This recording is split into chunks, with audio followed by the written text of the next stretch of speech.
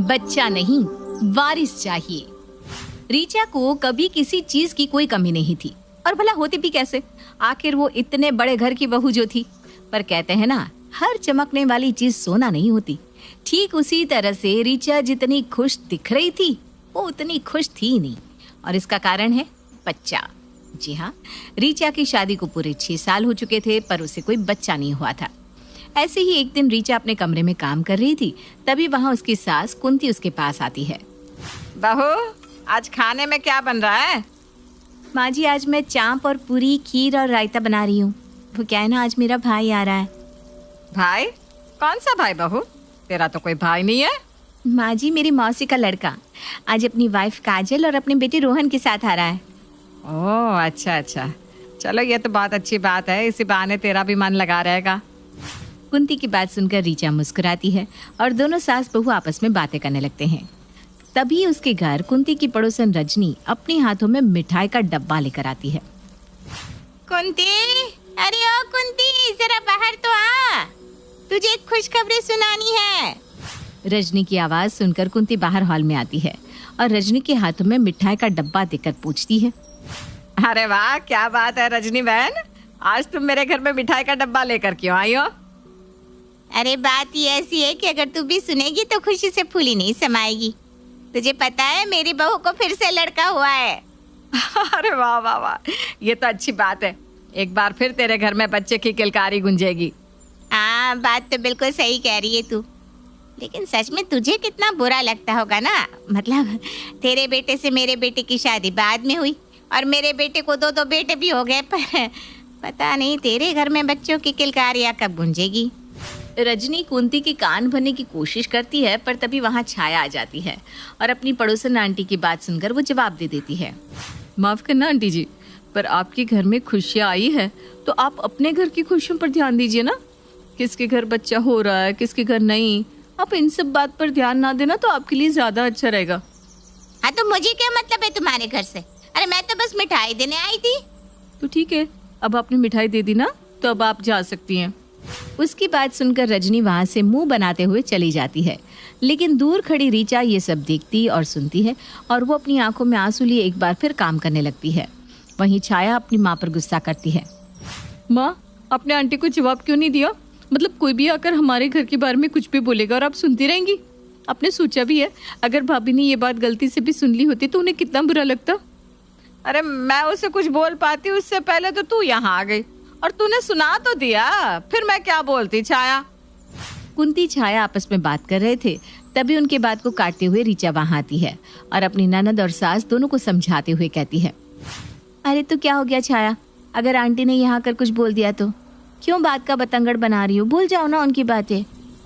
भाभी सच में ना आपके अंदर बहुत पेशेंस है। इन सबको छोड़ो और चलो खाना खा लो। अरे पर बहू, अभी तो तेरा भाई आने वाला है ना, पहले उसे आ जाने दे, फिर सब साथ में खाते हैं। कुंती की बात से रीचा सहमत होती है और वो सब रीचा के भाई का वेट करने लगते हैं। कुछ दिन में राहुल अपनी पत्नी काजल और बेटे रोहन के साथ रीचा के घर आता है, जहाँ रीचा का बड़ा आलीशान घर देखकर दोनों हस्बैंड वाइफ की आंखें फटी की फटी रह जाती है। आपकी बहन का घर कितना बड़ा है, ऐसा घर तो हमने बस टीवी में देखा है। तुम सही कह रही हो काजल, इतना बड़ा घर देखकर तो मेरी आंखें फटी की फटी रह गई। दोनों पति पत्नी आपस में बात कर रहे थे, तभी वहाँ रीचा आ जाती है, जहाँ वो रोहन और अपने भाई को देखकर बहुत खुश होती है। अरे भैया भाभी, आप आ गए और आपने मुझे आवाज तक नहीं लगाई। बहन, तेरा घर इतना बड़ा है कि समझ में नहीं आ रहा था कहाँ जाओ, मतलब कहाँ आवाज लगाऊं। कोई बात नहीं भैया, आइए मेरे साथ आइए। रीचा अपने भैया भाभी को अपने साथ डाइनिंग टेबल पर ले जाती है और अब सभी लोग एक साथ खाना खाते हैं। खाना खाने के दौरान काजल अपना दिमाग चलाती है और रीचा से कहती है, रीचा, मैं क्या कह रही थी कि हम लोग अभी अभी यहाँ शिफ्ट हुए हैं, हमें यहाँ की इतनी नॉलेज नहीं है और मैं और तुम्हारे भैया दोनों ही ऑफिस जाते हैं ना, तो मुझे समझ में नहीं आ रहा कि रोहन को कहाँ रखूँ। अगर दिक्कत ना हो तो क्या तुम यहाँ मेरे बेटे को रख लोगी और तुम्हारे छोटे मोटे कामों में हाथ बटा देगा? अरे ये क्या बोल रही हो तुम? भला रोहन क्यों काम करवाएगा? वो यहाँ रहेगा, हम उसको पढ़ाएंगे, तुम चिंता मत करो और बेफिक्र होकर इसे छोड़कर चले जाया करो। वैसे भी रोहन यहाँ रहेगा तो हमारा इससे मन भी लगा रहेगा, क्यों बहू? हाँ हाँ, क्यों नहीं माँ जी। ठीक है आंटी जी, और थैंक यू सो मच। भाभी आप बेफिक्र हो जाइए, आखिर रोहन भी तो मेरा ही बेटा है। रीचा की बात सुनकर काजल के चेहरे पर एक मुस्कान आ जाती है, जिसके बाद काजल और राहुल रोहन को रीचा के पास छोड़कर चले जाते हैं।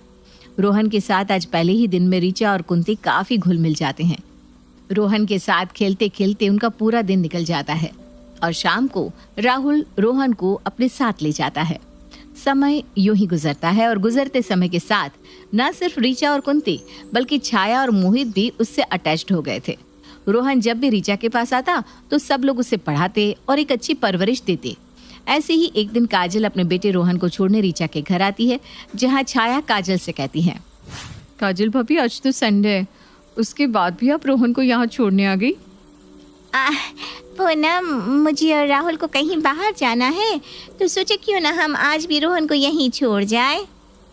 अरे तो क्या हो गया भाभी, वैसे भी रोहन से मैं कुछ ज्यादा ही अटैचमेंट हो गई है, मन ही नहीं करता इसे खुद से दूर करने का।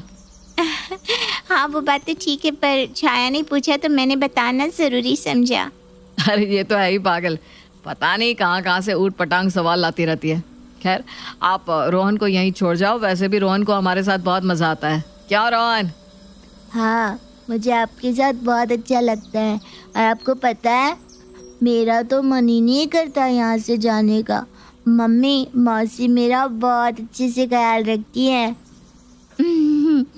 ये तो बहुत अच्छी बात है। अच्छा मैं चलती हूँ। काजल वहां से चली जाती है और एक बार फिर रोहन रीचा के घर में सभी के साथ खेलने लगता है। सुबह से शाम कब हो जाती है किसी को कुछ पता नहीं चलता और शाम को राहुल रोहन को अपने साथ अपने घर ले जाता है। रोहन के घर से जाते ही रीचा अपने भाई राहुल को कॉल करती है। भैया आप घर पहुंच गए क्या? हाँ रीचा, मैं घर आ गया। क्यों, क्या हुआ? नहीं वो ना बस ऐसे ही अजीब सा मन हो रहा था, इसलिए सोचा क्यों ना आपको कॉल करके पूछ लूं कि रोहन कैसा है। रोहन भी ठीक है और हम लोग अच्छे से घर भी आ गए। तुम चिंता मत करो, सब ठीक है। अच्छा वैसे रोहन तुम्हें परेशान तो नहीं करता ना? कहीं ऐसा ना हो कि वो तुम्हें परेशान करता हो और तुम उसकी शैतानियों को बढ़ावा दे रही हो। अरे नहीं भैया, रोहन हमें बिल्कुल भी परेशान नहीं करता, बल्कि वो तो बहुत अच्छे से रहता है। राहुल और रीचा आपस में बात कर रहे थे, तभी रोहन आता है और अपने पापा से फ़ोन की जिद करने लगता है। उसको ऐसे जिद करता देख राहुल उसको फ़ोन दे देता है, पर इसी बीच राहुल कॉल काटना भूल जाता है। रोहन फ़ोन लेकर वहीं बैठ जाता है, तभी काजल वहाँ आती है। किसका कॉल था राहुल? और किसका होगा, रीचा का। पूछ रही थी मैं और रोहन सही से घर पहुंच गए कि नहीं।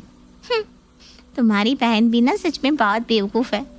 उसे इतनी सी बात समझ में नहीं आ रही कि हम अपने बेटे को उसके घर क्यों छोड़ रहे हैं।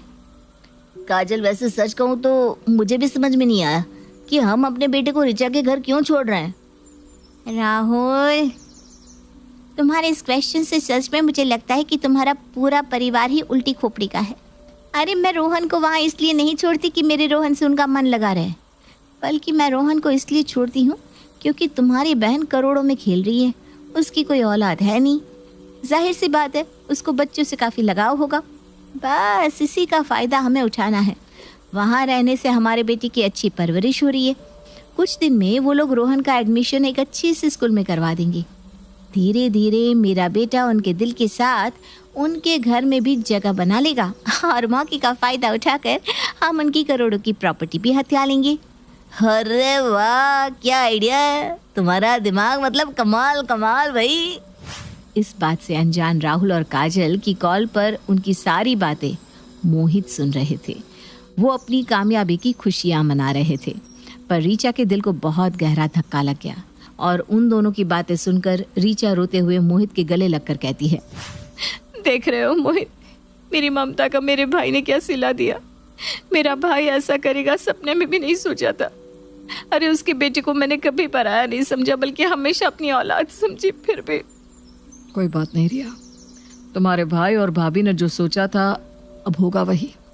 बस फर्क इतना रहेगा कि अब उनका रोहन पर कोई अधिकार नहीं होगा, क्योंकि मैं रोहन को लीगली अपना बेटा बनाऊंगा, उसको गोद लूंगा। मोहित रीचा को समझाकर सुला देता है, जिसके बाद वो अगली सुबह कोर्ट से लीगल पेपर मंगवाता है। और जब काजल और राहुल रोहन को छोड़ने के लिए रीचा के घर आते हैं तब राहुल, आज से रोहन हमारे पास ही रहेगा, क्योंकि हम रोहन को लीगली गोद ले रहे हैं। अब ना तो तुम दोनों का कोई हक रोहन पर आएगा और ना ही तुम इसे अपना बेटा कह सकती हो। ये आपको क्या हो गया? आप ऐसी बातें क्यों कर रहे हैं? आप जानते हैं ना कि हम अपने बेटे को यहाँ बस छोड़ के जाते हैं। बस करो भाभी, आप दोनों के दिमाग में क्या चल रहा है हमें पता चल चुका है, इसलिए आप हमारे सामने अच्छे बनने का ढोंग मत ही कीजिए। रीचा की बात सुनकर राहुल और काजल के होश उड़ जाते हैं। अब आप यही सोच रहे हैं ना कि ये सब मुझे कैसे पता चला? जब कल रात आप दोनों प्लान कर रहे थे कि आप मेरी दौलत को हड़प लेंगे रोहन के जरिए, तब मुझे आप दोनों का घिनौना सच पता चला। इसलिए अब आप दोनों इस पेपर पर सिग्नेचर कीजिए और भूल जाइए रोहन को। नहीं नहीं, मैं अपना बेटा कभी किसी को नहीं दूंगी, किसी को भी नहीं दूंगी। काजल अपने बेटे को अपनी गोद में उठाती है और वहां से रोहन को लेकर चली जाती है।